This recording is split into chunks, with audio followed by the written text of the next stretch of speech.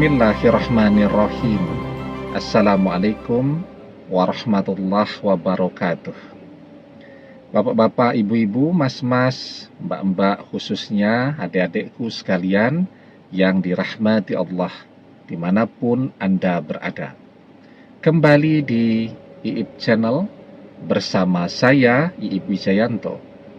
Kali ini kita akan membahas tema mantan yang sombongnya luar biasa, datang menyembah di depan pintu rumahmu saat kamu lakukan hal ini. Ya, jadi mantan sekarang sombongnya luar biasa ya. Bahkan kalau ketemu pun dia pura-pura tidak kenal, pura-pura tidak melihat kita. Jadi misal ada seorang laki-laki ini ya, mereka ini menikah secara siri ya.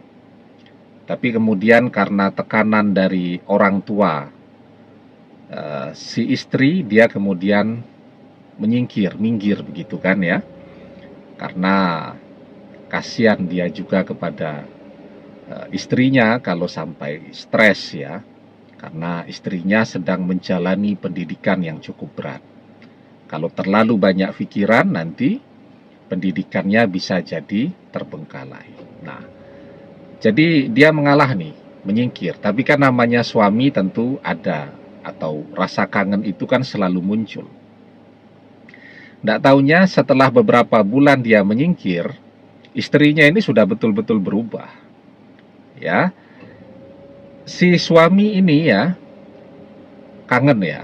Pagi hari dia berangkat dari rumahnya, dia melihat istrinya sedang memanaskan sepeda motornya. Dia hafal, biasanya istrinya kalau naik sepeda motor lewat jalan yang mana. Ditunggu tuh di jalan ya, oleh si suami ini ya. Begitu di kejauhan dia lihat si istrinya sudah datang mendekat begitu. Nah, dia sudah membuka helmnya, sudah dandan begitu kan, biar kelihatan rapi ya.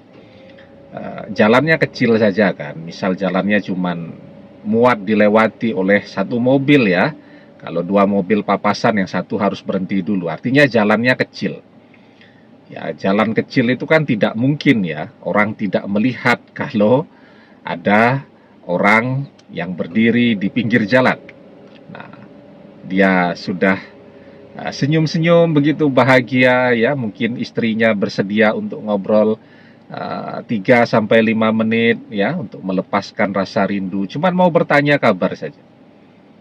Apa yang terjadi? Istrinya melewatinya begitu saja. Ya, pura-pura tidak kenal, mempercepat kendaraannya. Apa yang dia lakukan? Dia terdiam, dia shock, dia kaget, dia nangis di tempat. Ya, waktu beberapa bulan sudah bisa merubah orang sebegitunya ya, dan membuat istrinya sekarang menjadi begitu sombongnya, dan akhirnya istrinya mengkhianatinya. Nah, jadi ya, mantan yang begitu sombongnya ini, sombongnya luar biasa ya. Apa yang harus kita lakukan ya? Apalagi sudahlah sombong kan tadi, tidak mau mengenali lagi. Maka ketika kita masih mencintainya dan kita masih berharap agar dia kembali kepada kita, apa yang bisa kita lakukan pada saat ini? Itu kan pertanyaannya. Nah, sebelum kita bahas lagi lebih jauh ya, jangan lupa yang belum subscribe untuk memencet tombol subscribe dan menyalakan lonceng notifikasi agar Anda selalu mendapatkan pemberitahuan video-video terbaru dari channel kesayangan kita ini. Dengan subscribe, doa-doa kita selalu terhubung sehingga kita selalu bisa berdoa bersama-sama ya. Nah, sekarang apa yang bisa kita lakukan? Yang pertama yang harus kita lakukan, walaupun mantan sombong, ya, walaupun mantan tidak mau mengenali kita lagi, apalagi mengakui kita sebagai suaminya atau sebagai istrinya. Mantan sudah tidak mau mengakui kita sebagai suami atau istrinya. Ya sudah, tidak ada yang bisa kita lakukan lagi untuk memaksa dia. Tidak ada yang bisa kita lakukan. Sekarang yang pertama yang kita lakukan, kita melanjutkan hidup kita, kita bekerja, kita berkarya, kita menabung sebanyak-banyaknya, ya, agar ketika mantan kembali kepada kita, kembalinya kepada kita bukan untuk pergi lagi, ya, kembalinya kepada kita adalah kembali bersama selamanya karena dia nyaman, dia bahagia, dan segala kebutuhannya tercukupi ketika dia bersama kita. Nah, yang kedua ya, yang harus kita lakukan adalah terus sehat, menjaga kesehatan kita. Karena tidak ada satu orang pun mantan yang mau kembali kepada seseorang yang sakit-sakitan. Semua orang pengen bahagia, karena itu dia ingin kembali kepada seseorang yang sehat, menua bersama, tetapi tetap sehat. Nah, karena itu, perpisahan jangan sampai membuat kita jadi drop. Jangan sampai membuat kita sakit-sakitan.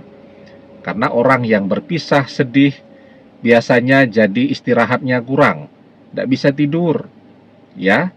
Kemudian juga jadi tidak selera makan. Akhirnya berat badannya turun, ya. Kurang istirahat, penyakit datang dari mana-mana. Nah, karena itu tetap jaga kesehatan, ya. Rajin-rajin olahraga agar nafsu makan kita juga selalu terjaga. Kalau makan, minum kita terpenuhi dengan baik, istirahat kita juga cukup, ya.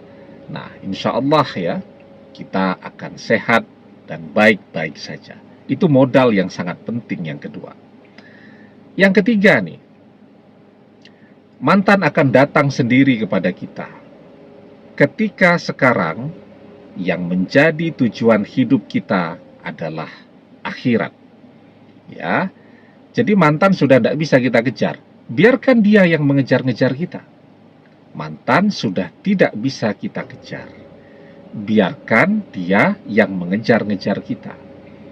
Caranya bagaimana? Kalau mantan itu kita kejar-kejar, dia akan semakin jauh, dia akan semakin sombong.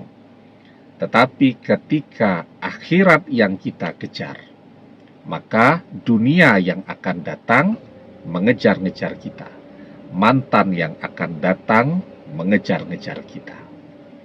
Karena itu di dalam sebuah hadis kita diajarkan, man kanatid dunya hammahu faraqallahu alaihi amrohu wa ja'ala faqrahu baina ainaihi wa lam ya'tihi minad dunya illa ma kutiba lahu wa man kanatil akhiratu niyatahu jama'allahu lahu amrohu wa ja'ala ghinahu fi qalbihi wa atadhu dunya wahya rahimatun.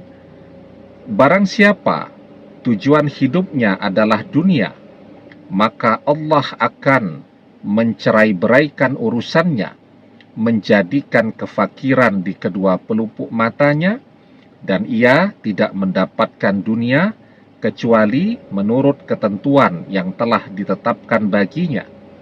Barang siapa yang niat tujuan hidupnya adalah akhirat, Allah akan mengumpulkan urusannya, menjadikan kekayaan di hatinya, dan dunia akan mendatanginya dalam keadaan hina. Ya, ketika dunia itu kita kejar, dunia itu akan menjauh, jadi tambah sombong. Begitulah mantan, kita kejar, tambah sombong. Tetapi ketika akhirat yang menjadi tujuan hidup kita, akhirat yang kita kejar, maka dunia yang akan mendatangi kita, dunia yang akan mengejar-ngejar kita. Nah, karena itu yang ketiga, sekarang kita perbaiki hidup kita dan kita jadikan keselamatan di akhirat sebagai tujuan hidup kita. Artinya apa? Ibadah kita perbaiki dan kita tingkatkan. Amal saleh kita perbaiki dan kita tingkatkan. Doa-doa kita perbanyak, kita tingkatkan kualitasnya juga, ya, dan seterusnya. Maka ketika akhirat yang menjadi tujuan hidup kita, maka mantan yang akan datang mengejar-ngejar kita. Ya, jadi mantan yang sombongnya luar biasa, maka mantan yang akan datang bahkan menyembah di depan pintu rumah kita agar bisa ketemu dengan kita lagi. Insya Allah, dengan izin dan pertolongan Allah, mantan akan berjodoh dengan kita. Demikian, semoga bermanfaat. Wallahu a'lam bishawab, billahi taufik wal hidayah. Assalamualaikum warahmatullahi wabarakatuh.